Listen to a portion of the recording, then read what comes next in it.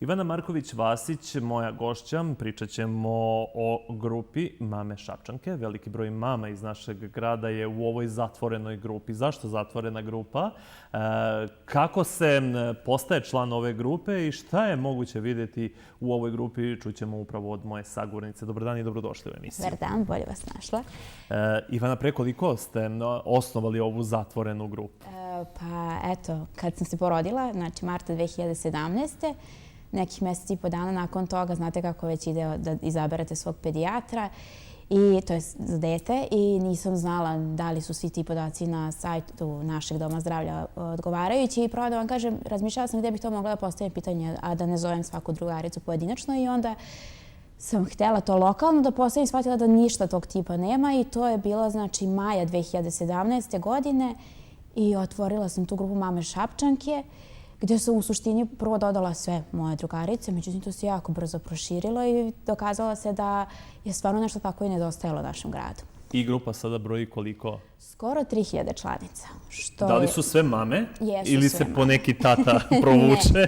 Ne, imamo sve mame i to je uslov da bi se bio član, jer postoje ta neka 3 pitanja koje smo odlučili da postavimo na početku.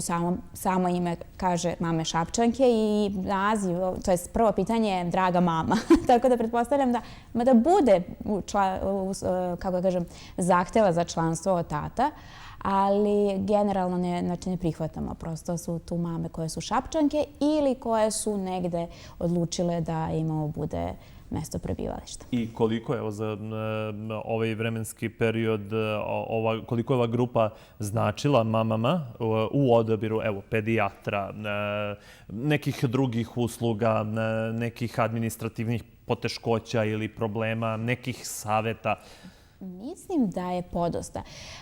Generalno nemate vi taj osjećaj jer komunicirate uvijek sa istim sličnim ljudima i ljudima kojima se inače družite.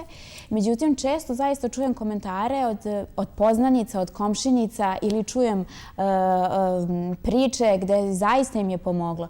Upravo to odabir od lekara, ne samo za sebe, ne samo za dete, već i za sebe.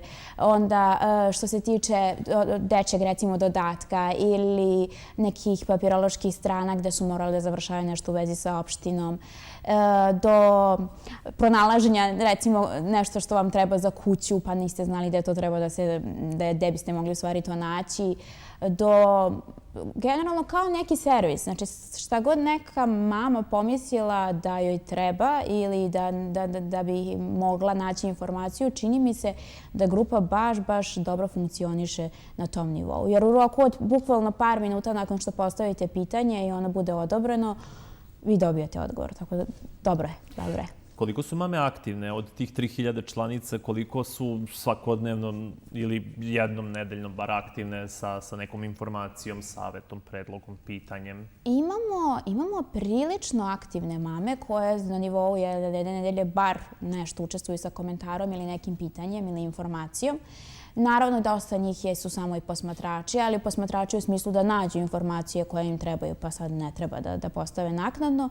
Ili prosto čujem isto da saznaju nešto što inače nisu znale, pa možda ne prokomentarišu, ali što kažu lajkuju, i onda je to dobar pokazatelj. Što znači da internet ima i korist?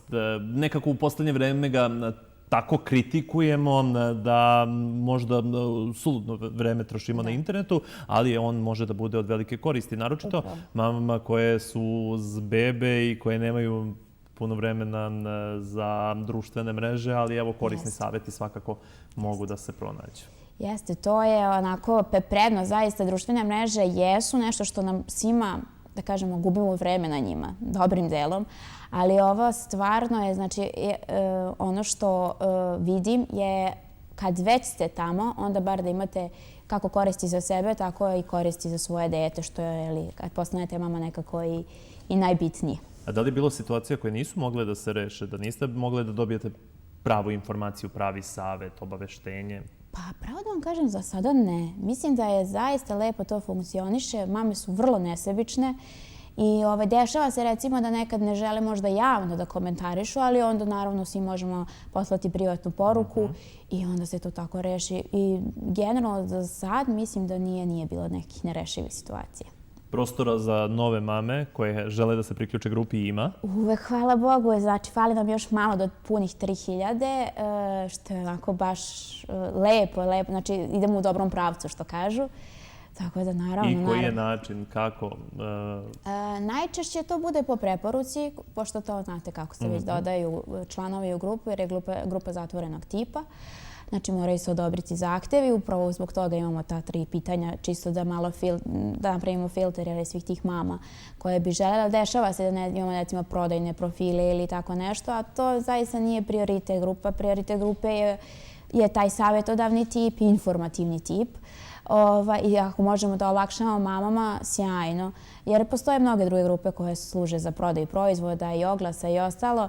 Tako da, eto, to je ono što sve mame koje žele da pomognu i kojima treba pomoć, bilo koje vrste, su više nego dobrodošle. Koliko se među članicama, odnosno među mamama, nalaze stručna lica iz raznoraznih oblasti koje su spremne da daju besplatan savjet i preporuku? Bude, zaista. Najčešće to bude pitanja za doktora. Nema ih nešto mnogo. Ne kažem da nemamo mame i šapčanke koje su doktorice, ali prosto nisu toliko možda aktivne na internetu. Što ne znači posle ove emisije da neće.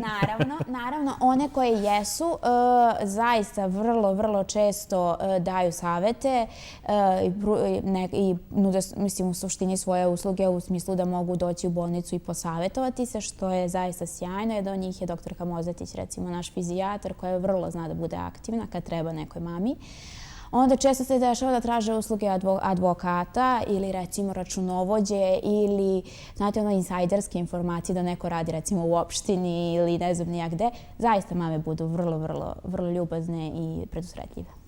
Evo, ja vam želim uspeh u daljem radu, da u maju 2019. godine pređete tu cifru od 3000 članica i da se za mame čuje i da budete ponos društvenih mreža, ali i našeg grada. Da će Bog da bude tako. Hvala Ivana na odvojenom vremenu. Hvala i vama.